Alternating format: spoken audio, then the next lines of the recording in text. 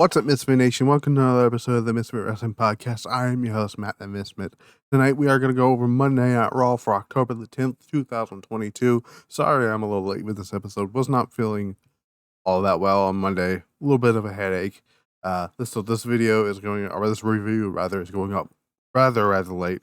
Probably Wednesday afternoon, Wednesday morning, whenever you see this. If you like what you see here, hit the subscribe button, the comment down below, and the like button, bell notification, everything that goes with it. Follow the social media at Misfit Wrestle TV. We got some huge news to go over for this Monday Night Raw. This is the Extreme Rules Fallout with the return of Bray Wyatt, the DX 25 years. We also have the return to two mega returns. Well, one of them is a mega return. One of them is, depending on how you look at it, as a mega return. We have a new United States champion in Seth Rollins defeating Bobby Lashley after shenanigans, which we'll get to in a second. We saw AJ Styles get some help from a couple of good brothers and all that stuff. Much more. We're going to get out into it right now. Before we do that, I want to talk about some of the news that came out earlier today. Bray Wyatt will not be on Monday Night Raw going forward. He will be exclusive to Friday Night SmackDown. That news came out from PW Insider following the announcement that Bray Wyatt will be on SmackDown during Monday Night Raw. He will, I'm assuming, cut a promo, something or other. So PW Insider reported earlier today that going forward, Bray Wyatt will only appear on SmackDown. So that means it's exclusive to SmackDown, I'm assuming. And I made the joke, or tweeted out a joke that as soon as Fox saw Bray Wyatt, they're going to be like, yeah, he's coming to our show. Let me see if I can find that tweet. I know I put it out there.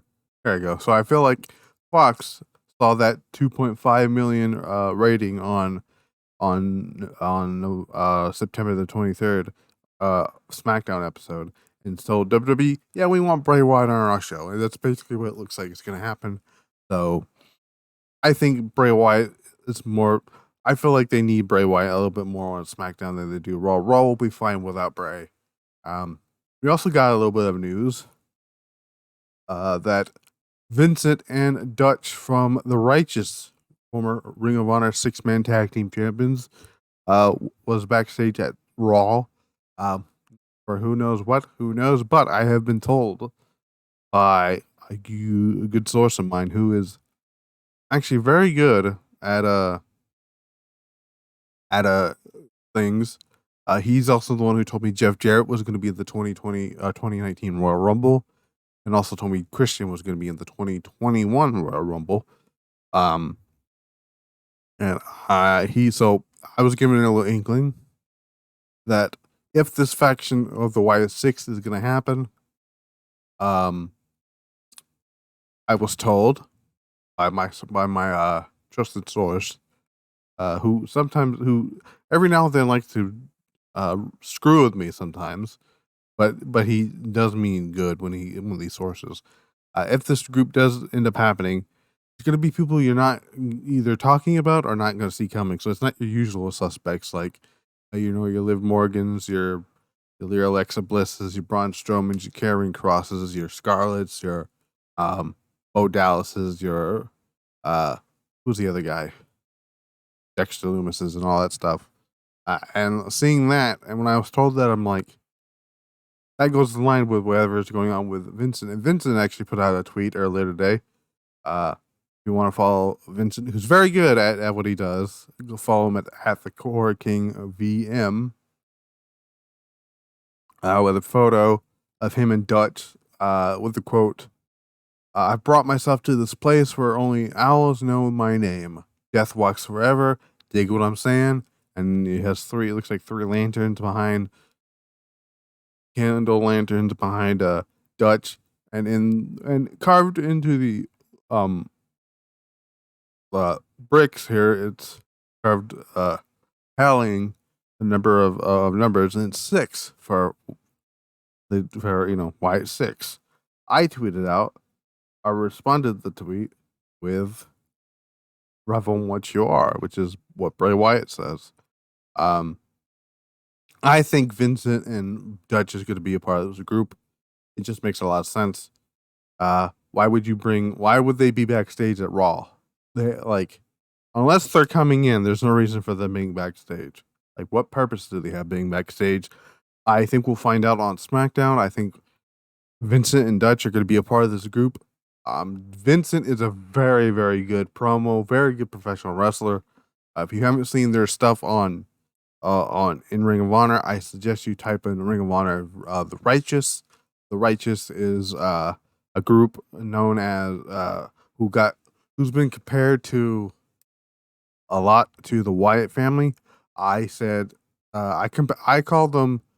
I said if it's the Wyatt family, if it's the Righteous is like if the Wyatt family had and the Devil Rejects is from Rob Zombie had a baby, and that child's name was the Righteous. That's who they got here. The Righteous, of course, is the leader. Vincent, who is so like Bray Wyatt, it's not even funny. Dutch, Bateman, and Vita Von Star. Vita Von Star and Bateman, I don't think are coming in, at least right now. But I do think Dutch and Vincent are going to be coming in. I think Vincent and Dutch under Bray Wyatt is a good idea if that's the plan they're going to go with. So I'm excited to see that. Hopefully that's what they're going with. So who knows on that? We also had the return of Karl Anderson and Luke Gallows to WWE, helping AJ Styles in the promo in the segment with the Judgment Day. Interesting enough about Karl Anderson, he is currently the IWGP Never Openweight Champion. He has a title defense scheduled on November the 5th against Hikuleo. Whether or not that whole thing is taking place, we'll find out. So we'll see. Also, speaking of Ring of Honor, WWE has, according to Wrestling Observer, WWE has interest in Matt Taven. And I shrugged my head on that. Fightful hasn't heard that, so I'd rather not see that. So that'd be just fine. It'd be fun. But we'll see what happens. Just imagine though, if the White Six was Bray Wyatt and his brother Bo Dallas and the rest of the Righteous. That'd be funny. It'd be great. But yeah, but we're gonna go through Monday Night Raw. Monday Night Raw was actually, even though I didn't get a chance to review it after the show because, like I said, I was having migraines and all that stuff. Monday Night Raw was a very fun episode, very very good episode. This episode of SmackDown. So sorry, this episode Raw felt like a Raw after WrestleMania.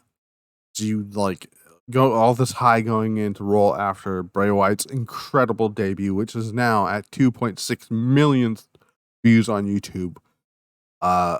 And I believe the Firefly Funhouse puppet stuff currently sits at like 1.7 million or somewhere around there, which is impressive for around 72 hours ish of being up.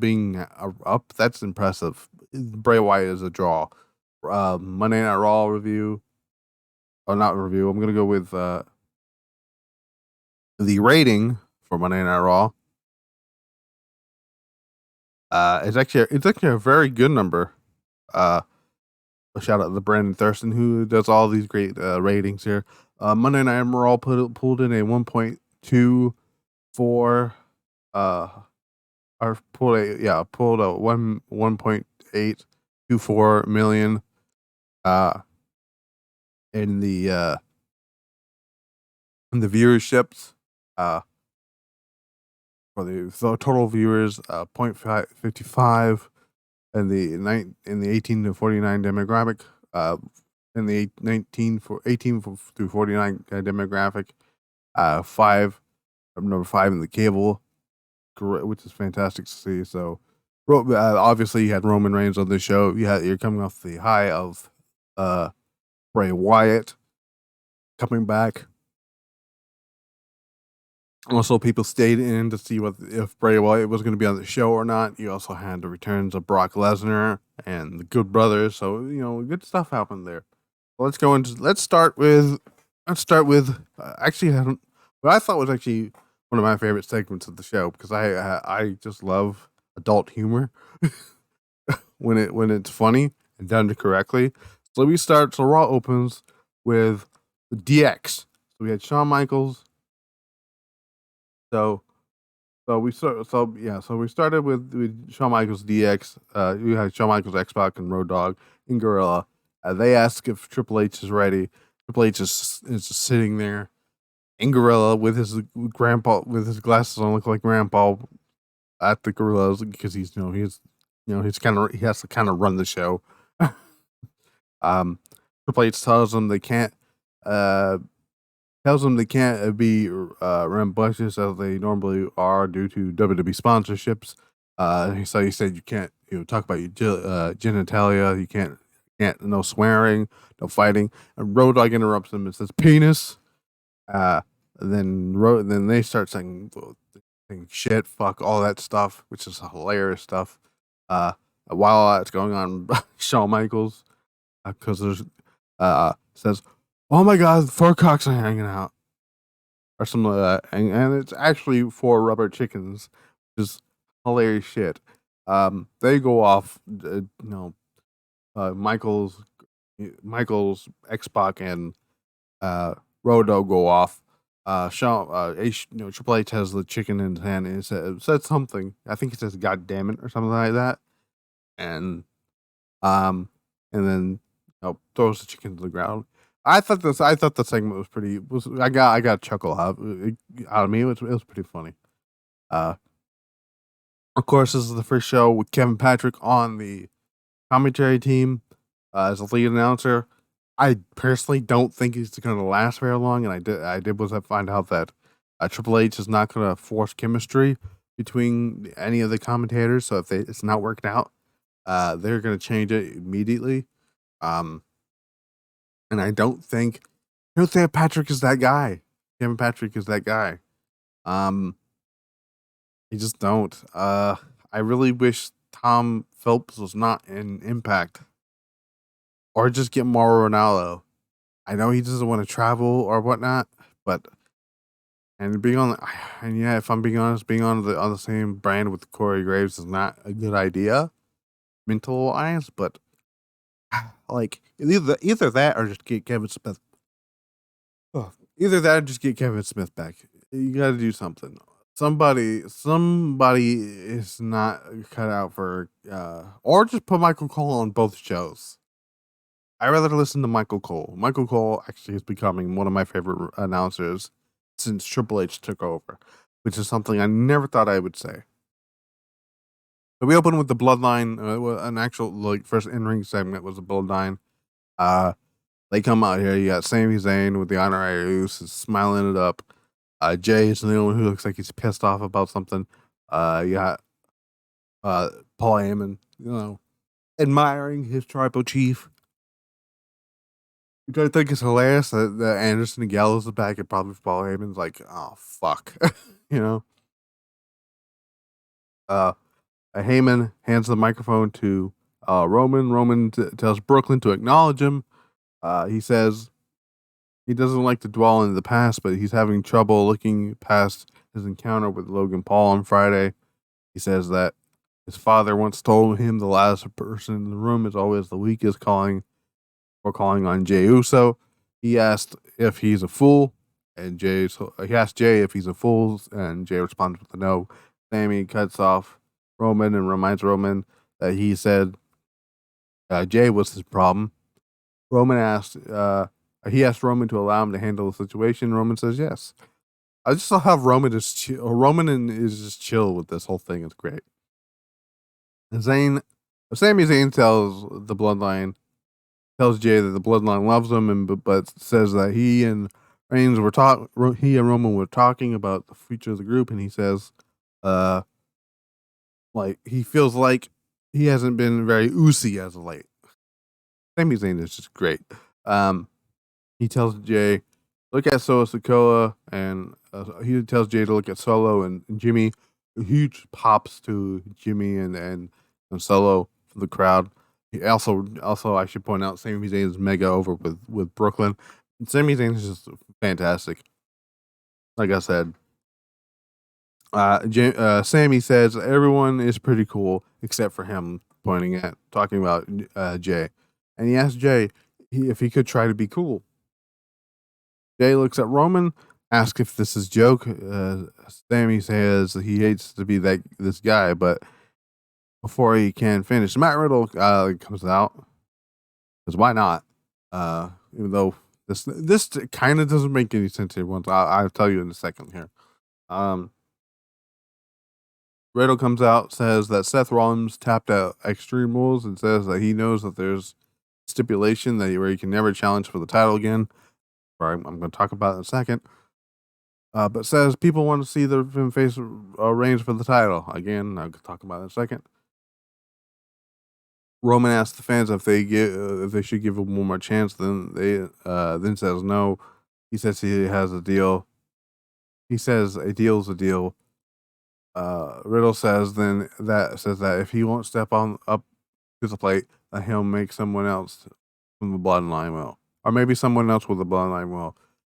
Crowd cheers for Sammy, and Jay tells him that he should step up to the plate, and Sammy agrees. So it's going to be Sami Zayn and Matt Riddle in the main event, or in the main event match at least. One of the things I didn't like about this is kudos for the WWE acknowledging that Riddle cannot challenge for the title anymore. But I don't want to see that match anymore. I saw it. If you're not on, here's the thing. This again, these titles, one of these titles have to get off of Roman at some point, because I don't want to see Roman with two world titles, and then having fucking somebody from Raw come up on SmackDown and be like, oh, I want to challenge you for the title. Like, I mean, the only other person that allow that to happen is Seth Rollins, because he still is owed a rematch. But that's about it. I love the Bloodline segment. Like I said, everything with Sami Zayn and the Usos and Roman Reigns is great.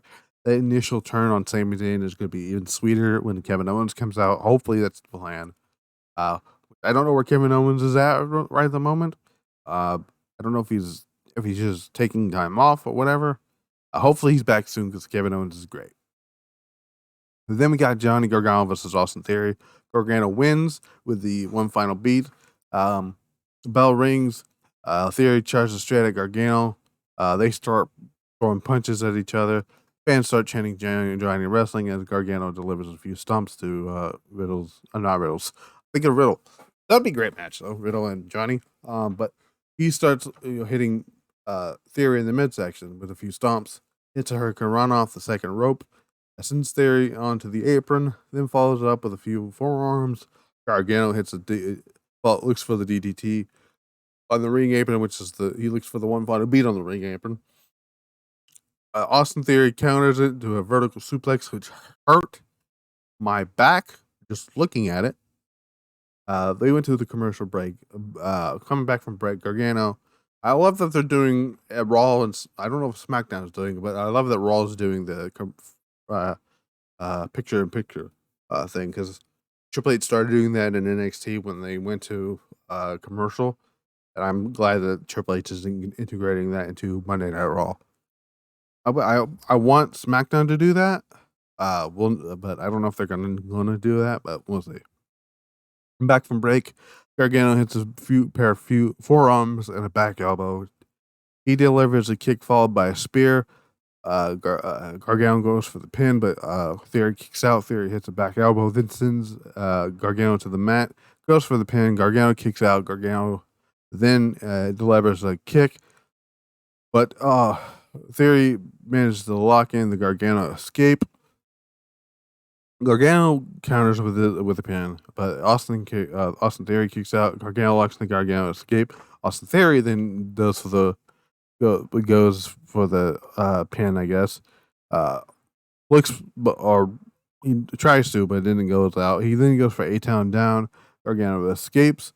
Uh, Theory hits him with a super kick. Gargano fires back with his own super kick. Sends Theory onto the outside. He hits a DDT with a suicide dive, throws him back into the ring, and then hits the one final beat for the win. Gargano picks up the win. This is a fun low match. Gargano's great. I love Gargano. You know what I would love to see? Now that Seth Rollins is the United States champion, give me Seth Rollins versus Johnny Gargano for the United States Championship all day, every day, please. I want to see that so bad. We go from break.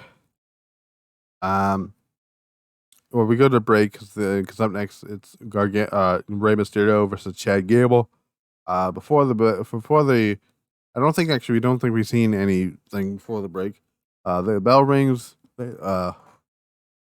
Gable trips Mysterio, then delivers a shoulder tackle. Mysterio fires back with a few kicks, followed by a Hurricane Rana.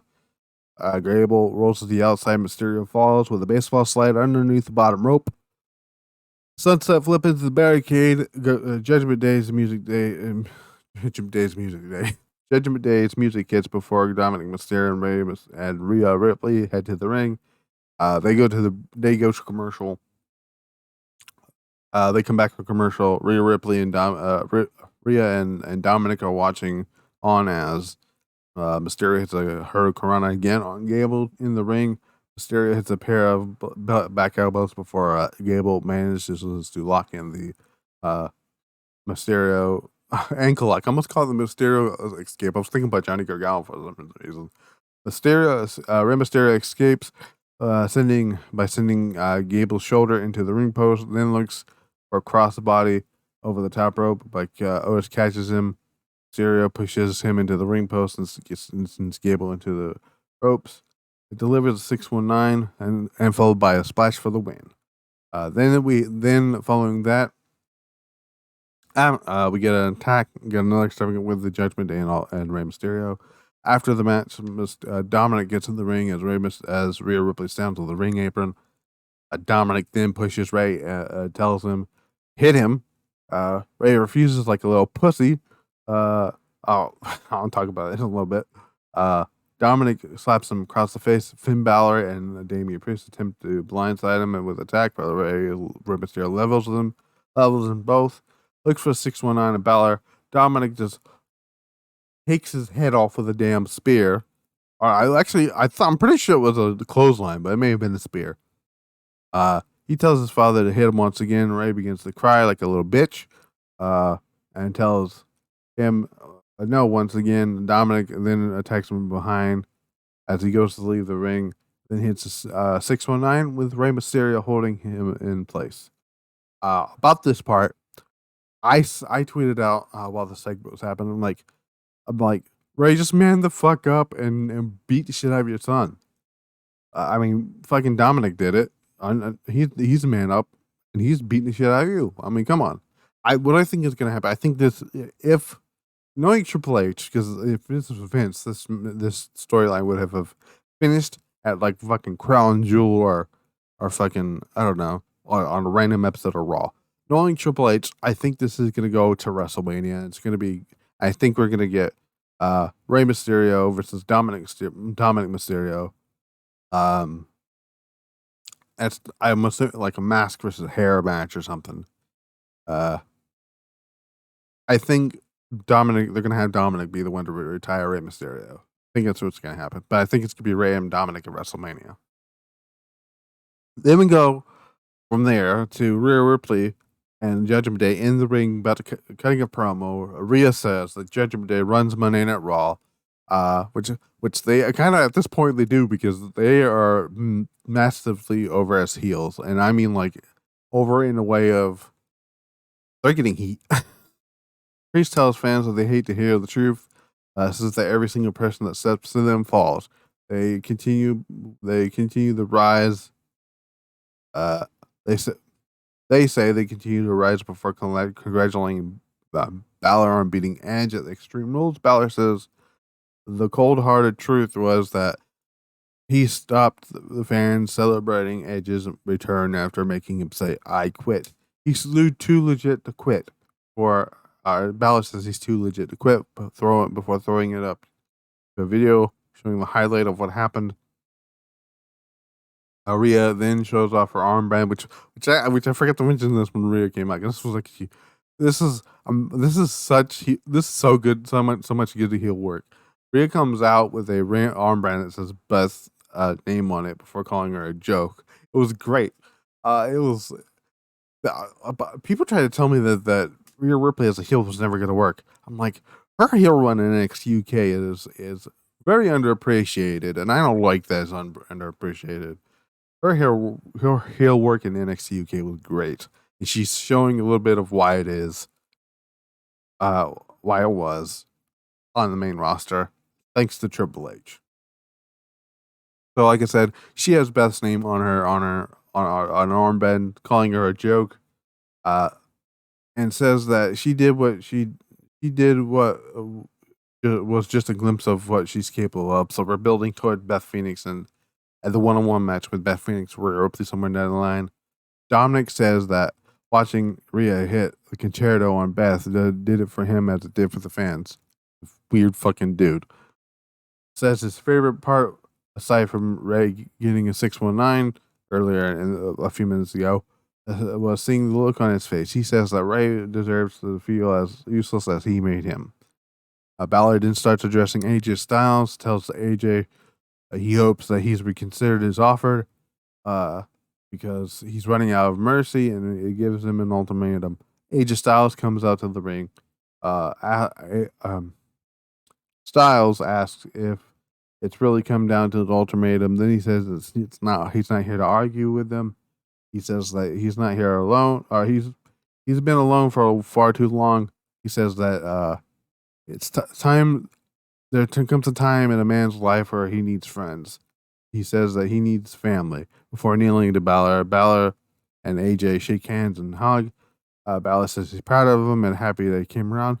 Styles then had this change of look on his face and said he's not talking about Finn Balor or the Judgment Day.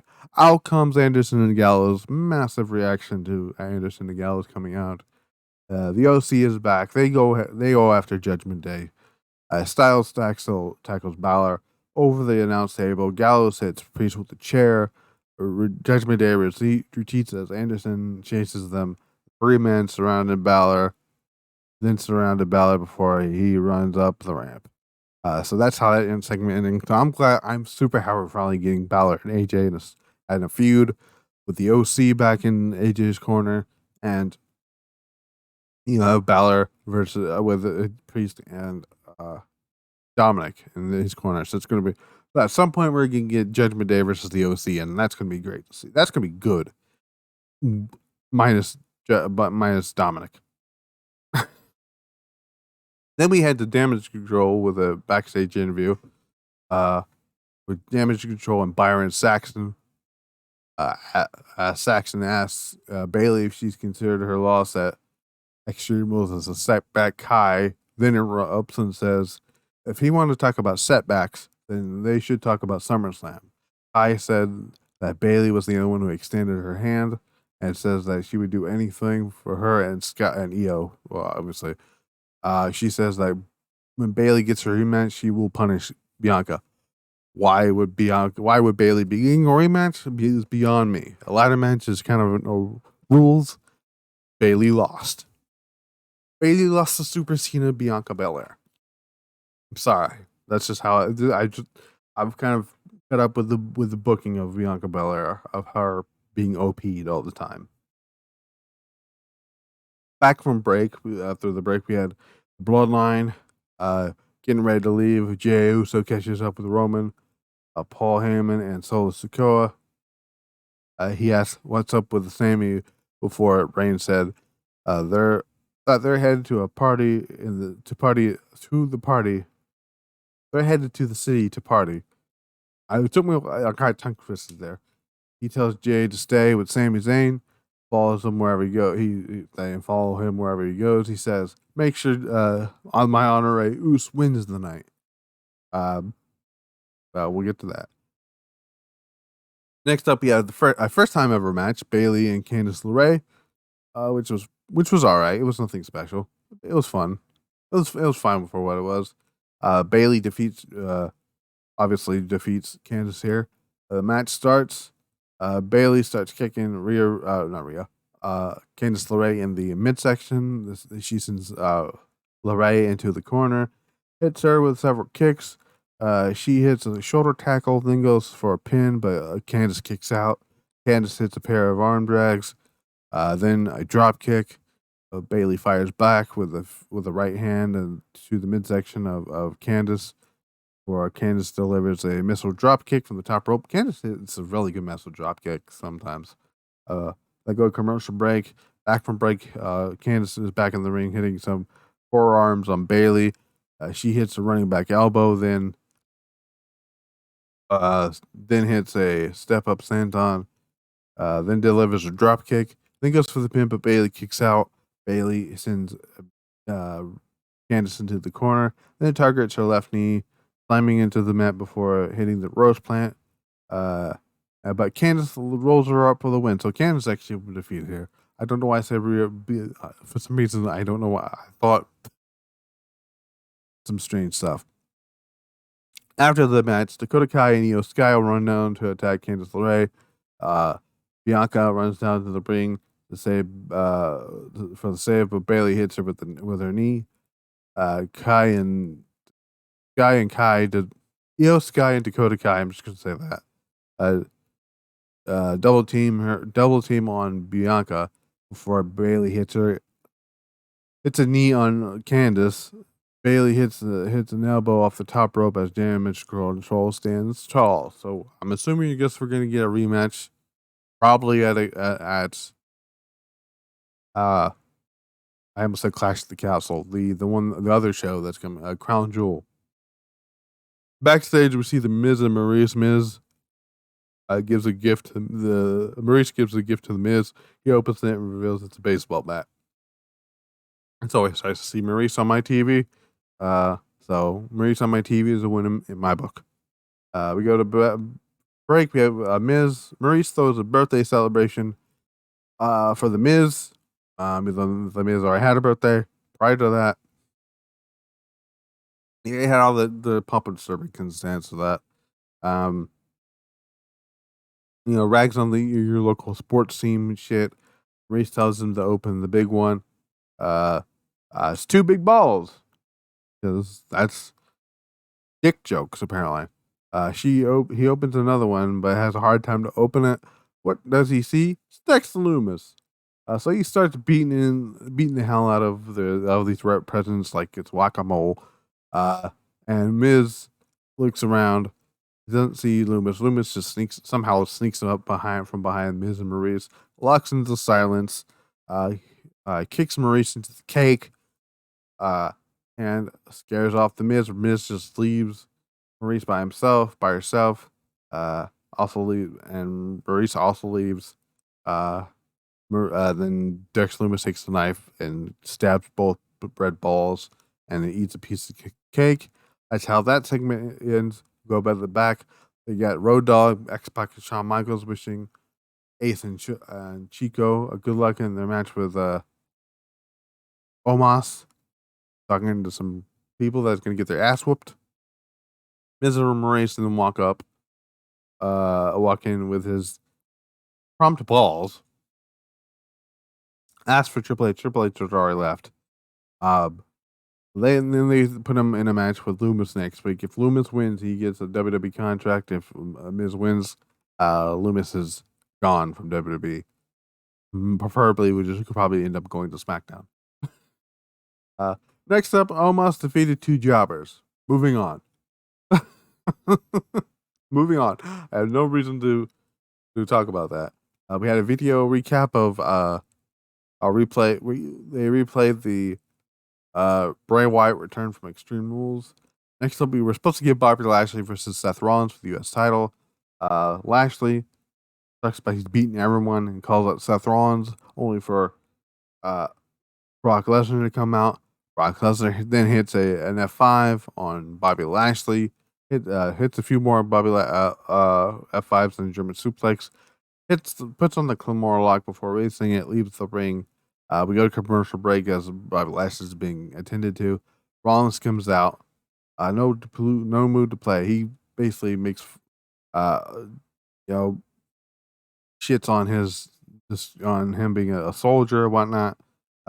We get a U.S. Championship match. Start off, Rollins is just going through things, frog splashes and things that hit. Get 2 counts. Goes after the arm multiple times. Rollins tries to, or Lashley tries to hit the hurt lock, but just couldn't because Rollins is hitting the knee. Uh, 2 curb stomps for the win. Seth Rollins is your new United States champion, which is great. I want to see Seth Rollins versus Johnny Gargano for the United States Championship. Book that, please. Back from break, we had to backstage with Bobby Lashley. He says he's pissed off.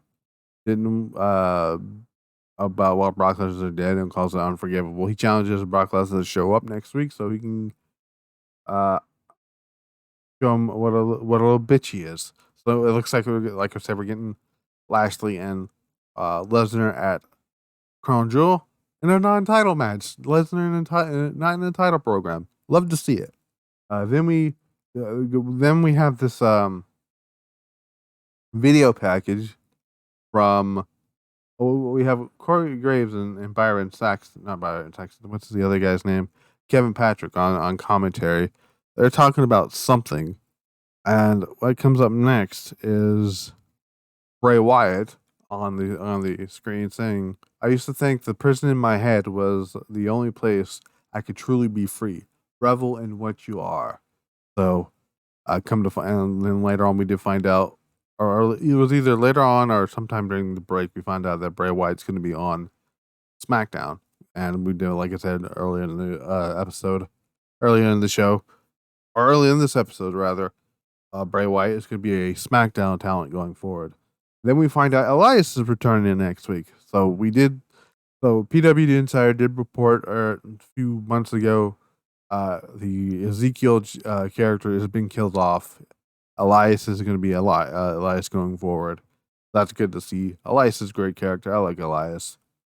Next up, main event match. We have Sami Zayn with Usos versus Matt Riddle. Fun little match. Nothing too big. It was not as good as their match that they had on SmackDown a few months ago. Bell rings. Zayn delivers a shoulder tackle before Riddle delivers a kick across the chest of Zayn. Riddle hits another one, then follows up with an elbow, goes for the pin. Sami kicks out. Sami then delivers a clothesline. Then he goes for the pin, but Riddle then kicks out. Sami Zayn tries to choke out Riddle on the middle rope. Referee is distracted by Jimmy Uso rather. Jay hits Riddle. The two men spill to the outside before Zayn trips Riddle and delivers a moonsault on the ropes, or off the ropes. I believe it's on the outside. It's either on the outside or in the ring. Can't remember. It's probably outside because they went to the break afterwards. They came back from break. Zayn sends Riddle's face into the top turnbuckle. Delivers an elbow off the middle rope. Then goes for the pin, but Zayn kicks out. Riddle then kicks Sami into the head, followed by another one to the chest, and then Broton. It hits Broton. Sami then manages to hit a Michinoku driver, goes for a pin. Matt Riddle kicks out. The two ascend to the top before Sami delivers a headbutt to knock him off. Zayn goes flying. Riddle catches him with a knee, goes for a pin. Sami kicks out while the referee is distracted. Matt Riddle is caught up in the ropes. Jimmy looks to hit him with the knee. Zayn asks what he's doing before Rollins rolls him up. Riddle rolls Sami up. Sami was able to kick out before the two men spilled to the outside.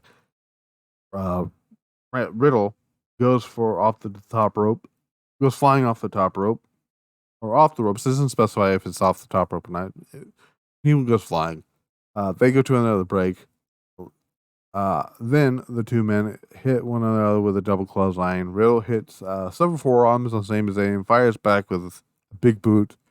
Sammy then hits Riddle hits a ripcord knee, but Sammy fires back with an exploder in the corner, which is a great sequence. I love that. Uh, Riddle hits a power slam before the two spilled to the outside again for another brawl. Riddle looks for a kick. Jimmy looks to help Zayn, but Jay stops him. Hits Riddle with a kick. And hits Riddle with a kick when they get back into the ring. Sammy looks for a blue thunder bomb, but Riddle out counted with RKO for the win. Matt Riddle wins with an RKO. After the match, Jimmy offers to help Sammy up, but Jay stops him. Jay Uso's gonna get in massive trouble here. And again, this is Jay Uso's whole instruction was to make sure Sammy won. I cannot wait for SmackDown. DX comes out to celebrate their 25th anniversary. There was a shout out to China. There was also a nod to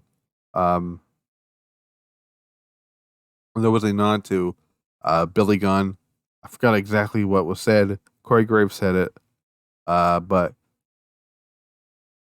I thank them for the 25 years. Michael says tells the fans they have to promise that they're still standing here for 25 years from now. They'll have to put them out in their misery, and says if you're not down with that, they got 2 words for you. Suck it, whatnot. And that's how Raw went off the air. So Raw as a whole was not bad. I enjoyed Raw as a whole episode.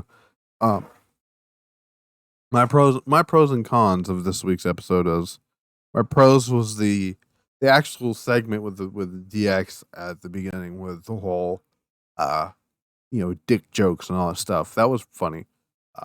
Austin Theory and Johnny Gargano put on a really good match. The Good Brothers coming back. That was pretty cool.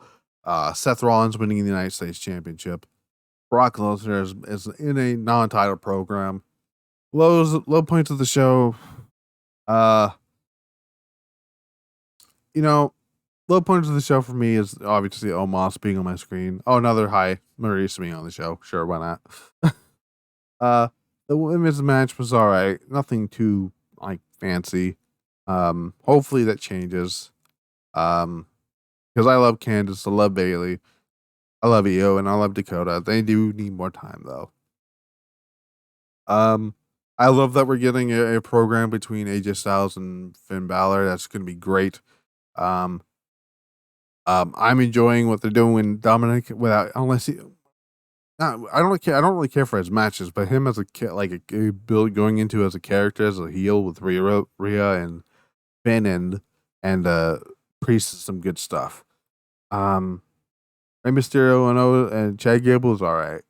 The opening segment between the Bloodline, fantastic stuff. So I would give this Raw an 8 out of 10. Actually, no, I'll give it a 7 out of 10. I'll give it an 8 out of 10 for the high points that I talked about. The OC coming back, that backstage segment with DX, the Gorilla's position segment with DX, Seth Rollins winning the title, the U.S. title, Brock Lesnar coming back. That cool little promo, them showing the Bray Wyatt stuff was pretty cool. So, but yeah, that was Monday Night Raw for October the 10th, 2022. I will see you guys back here for AEW Dynamite, hopefully. But depending on if I'm feeling like I'm ready to. They'll be in Toronto for Dynamite. Let me see what the match card for Dynamite is for. So we have an All Atlantic Championship match, Pac and Orange Cassidy. We have ROH World Championship match. Chris Jericho defends the ROH title against Bryan Danielson. We have Billy Gunn taking on Swerve Strickland. We have women's tag team match. AEW Women's Champion Tony Storm and Hikaru Shida to take on Jamie Hayter and Britt Baker. A Jungle Boy Jack Perry and Luchasaurus will go at it. So that's on there. Also on SmackDown, we have LA Knight versus Mansoor. We have Bray Wyatt obviously going to be on the show. A fallout from whatever is going to happen with the Usos and Sami Zayn and the Bloodline. I believe it was another match. Oh, Sami Zayn will take on Kofi Kingston. But yeah, if you like this episode here, hit the, put in the comments if you liked it. Hit the like button, bell notification, subscribe, all that jazz. Follow social media at Misfit Wrestle TV. I will see you back here for AEW Dynamite. Until then, we're out.